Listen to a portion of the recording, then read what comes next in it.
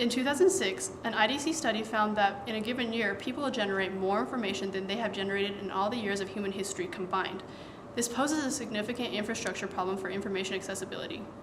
The way we traditionally deal with this problem is to use search engines, and because search engines are ubiquitous, they have to be able to return relevant results even if the query is very badly malformed.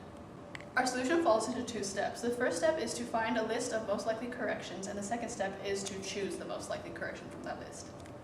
To generate a list of most likely corrections, we look for words that begin and end similarly to the malformed word. So in the list of possible corrections, all the words will have common letters in both their beginning and endings. In the case of race car, we can see that both words begin with R, C, and an A, and end with a C and an R. This is a fairly complicated, noisy approximation, so for a more in-depth discussion, please visit our website.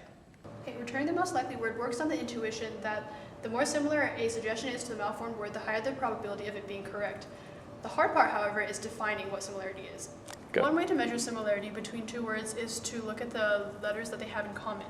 So in this example, director and a malformed word have these letters in common. This is called overlap. Overlap is useful because the probability of an overlap is a good estimator of the probability of a suggestion being correct. In the case of an extremely rare overlap, there are going to be very few corrections that share this overlap with the malformed word, and so the number of possible corrections is low. In the case of an extremely common overlap, there are going to be a lot of words that share this overlap with a malformed word, and the number of possible corrections is high. For this reason, we're looking for the overlap with the least probability.